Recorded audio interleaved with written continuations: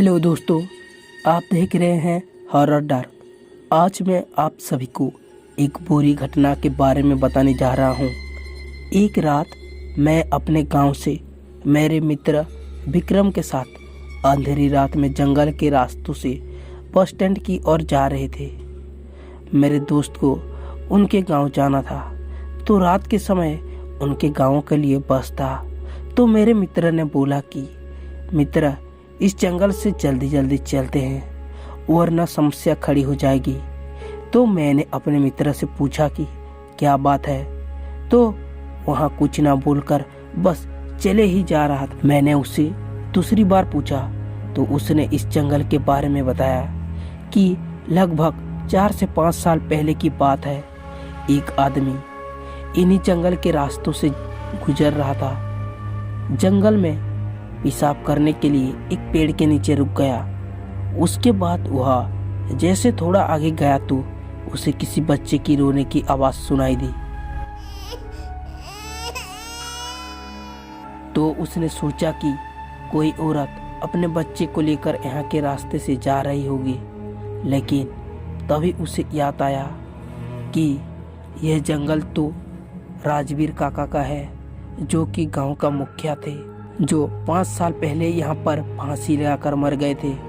वह आदमी बहुत डर गया था और उसके दिमाग में गांव वाले लोगों की बातें याद आ रही थी कि रात के समय उस जंगल के रास्ते पर कोई भी बुलाए या फिर कुछ भी पूछे तो उसकी तरफ मत देखना और कुछ मत बोलना। यह सब सोचकर उसके पसीने छूटने लगे और वह जैसे जैसे आगे बढ़ रहा था तब तक बच्चे के रोने की आवाज तेज होने जा रही थी। तभी अचानक उसने देखा कि एक छोटा बच्चा पेड़ के नीचे रो रहा है। तो उससे उस बच्चे को रोता देखा नहीं गया, इसलिए उसने पीछे मुड़कर देख लिया और उस बच्चे को उठाकर चलने लगा। तभी थोड़ी देर बाद उस बच्चे का वजन धीरे धीरे बढ़ने लगा।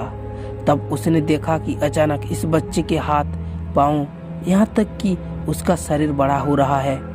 तभी उसने उस बच्चे को जमीन पर गिरा दिया। जैसे ही वो बच्चा गोद से जमीन पर गिरा तो बच्चा बड़े आदमी की तरह जोर जोर से हंसकर बोल रहा था कि तू आज तो बच गया। अगर मेरे पैर जमीन को छू जाते तो तेरी मौत मेरे हाथों से निश्चित थी। ये कहते ही वह बच्चा गायब हो गया।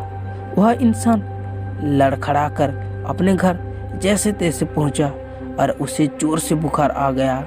3-4 दिन बीतने के बाद उसने यह बात सारे गांव वालों को बताई। यह कहानी मैं विक्रम के मुंह से सुनकर जंगल के रास्ते से जल्दी जल्दी बस स्टैंड पर पहुंच गया। उसके बाद से मैं उस जंगल के रास्ते से आना जाना बंद कर दिया, क्योंकि मुझे विक्रम की बात सुनकर बहुत डर लगने लगा था। दोस्तों, आपको कैसी लगी ये कहानी पसंद हो तो वीडियो को एक लाइक कर देना और ऐसे कहानी सुनने के लिए हमारे चैनल को भी सब्सक्राइब कर देना। तो दोस्तों, आज की वीडियो यहीं पर समाप्त होती है। मिलते हैं दूसरे वीडियो पर।